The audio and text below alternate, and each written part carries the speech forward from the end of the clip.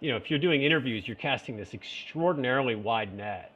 And if you use like single digit percentage of what you actually film versus writing a script and knowing that it's going to be professionally narrated, you get so much more like direction and precision of what you actually have to film.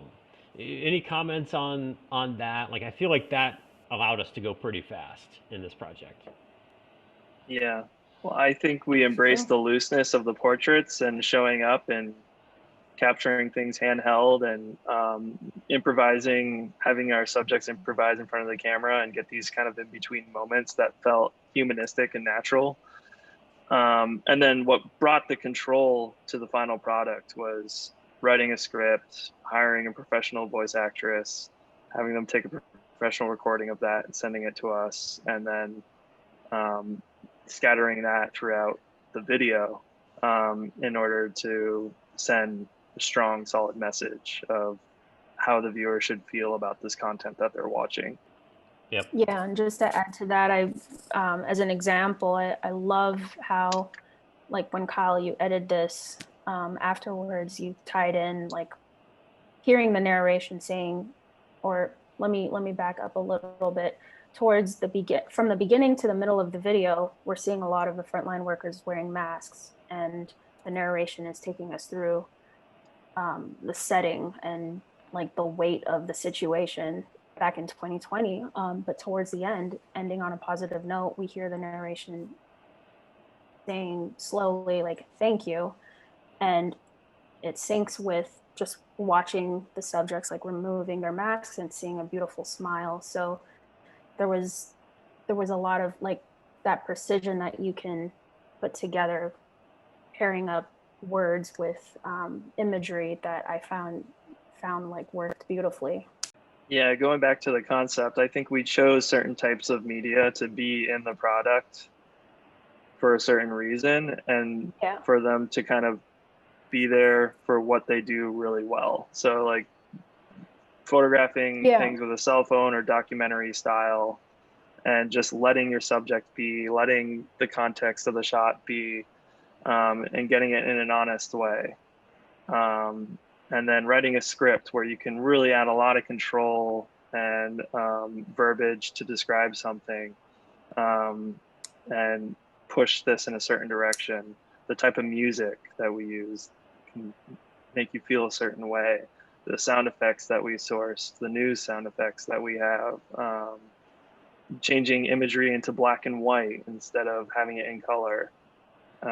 Those are all like highly intentional in order to like make you feel a certain way, and it's there because it says that the best way it can. Kyle, you were handling most of the conversations towards the end in terms of like communicating with the client through post-production decisions and things like that. So maybe we just launch into carry this conversation through into like some final thoughts and what we heard from the client and how we felt about that. Yeah, because we kind of just like talked about the final product a little bit how it took shape. We did. So, I mean, maybe with the three of us here, Kyle, you can just talk about how it was presented, and maybe we give our final thoughts here. Yeah, one other thing in addition to filming these places and people is I did go out early one Sunday morning and grabbed a lot of shots around downtown Boston that felt kind of empty and represented the state of the city when we were like right at that brink of the pandemic where like we didn't really know what we were doing. We also had to kind of think back from a creative standpoint and try to like recall what it felt like to be in Boston at that time. And we literally wrote these things down, like down to like the street that we had been to where like nobody else was around, and went back and like got those when it looked like that.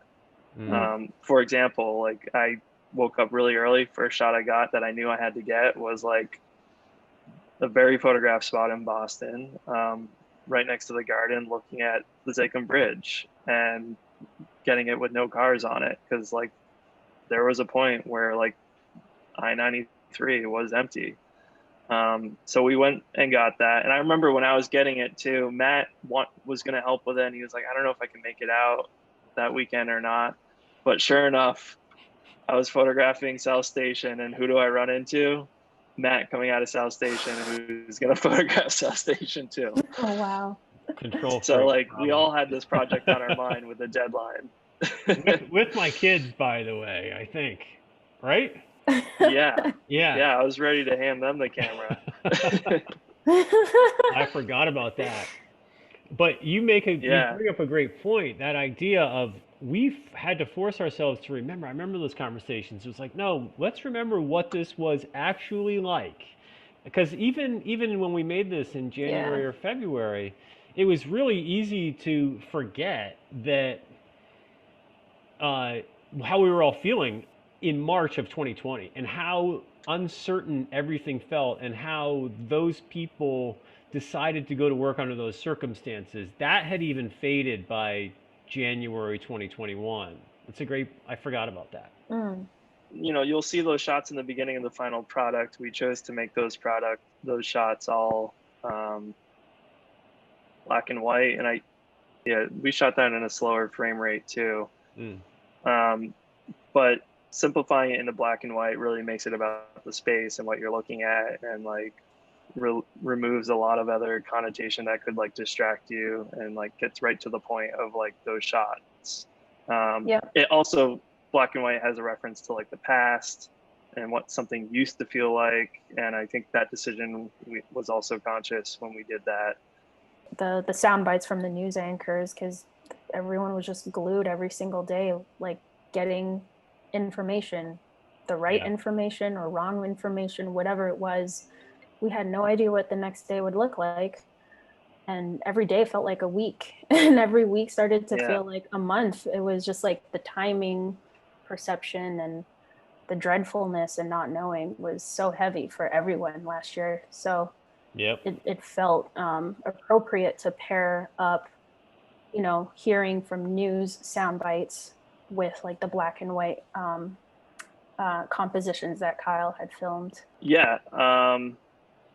So we put in all the city imagery. We put in these these moving portraits, if we want to call it that, of frontline workers for national development at all these different locations. And we added some sound bites of news. We added an emotional song to the piece. We went through a couple internal iterations. I remember, Ali, your feedback about adding some stock audio and like the news stuff was super helpful. And Ali does a lot of our sound too. So like that feedback was spot on. And that really helped kind of liven it up and add texture to the piece. We added a couple other stock clips too, I think, that we found of people inside their houses that we couldn't shoot ourselves because we were moving very quick. And we had a Zoom call with Kathy from National Development and Ted Tai from National Development, and they hadn't actually watched the piece before we got on the call. So we had the opportunity to watch it with them and get their initial response live. And I think Ted's response was, I wouldn't change a thing. So with working under a short amount of time, like it felt like we had kind of really nailed it on the head with a comment like that right off the bat. Like, having gone through it ourselves as a small company, and having worked with national development on previous projects, I think we were a bit more tuned in to like the overall context of this time period, and also we had a sense for the people in this company, and I think our interactions with that company have been around the idea of communicating the sense of community that they have, and it's real. Like, these are real people, and a lot of them have been there for a really long time, and it felt like it was our job to just like tell that story as honestly as we could. So I'll say, like, my takeaway there was just it was just a great project to like go through the memory of what 2020 was like for all of us.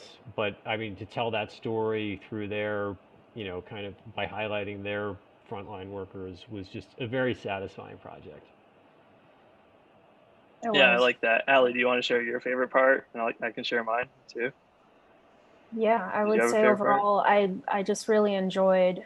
Well, first off, I'd say I like seeing how they are showing appreciation to the frontline workers, and it it speaks volumes of how they have like a genuine connection with everyone, and all across the board, everyone working.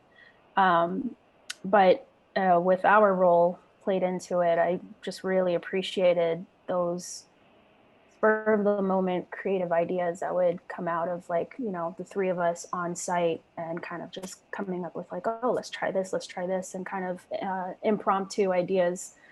And with who we're filming with too, like they were also having fun, and it shows. Yeah.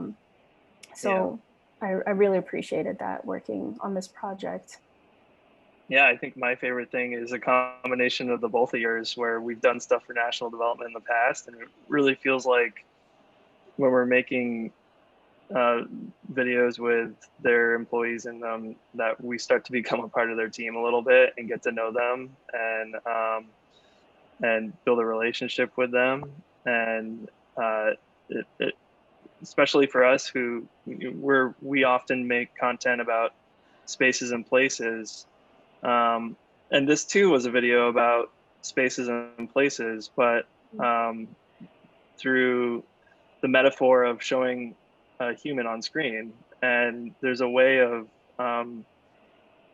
telling that story without actually showing the place literally. Even though the place was a backdrop for these subjects, it was cool to kind of get a sense into what it's like to go to these places by looking at these people, and telling that story. So. Well said. Uh, Yep. we'll wrap it up here. Thank you, audience, for watching this. Thanks, Allie and Kyle, for getting together here and sharing our thoughts and our memories of what this project was like. This was a fun recap. And Yeah. if you're watching this and you have any comments or feedback for us, please let us know. Happy to talk about this stuff, as you might be able to tell by now. Thanks, everybody.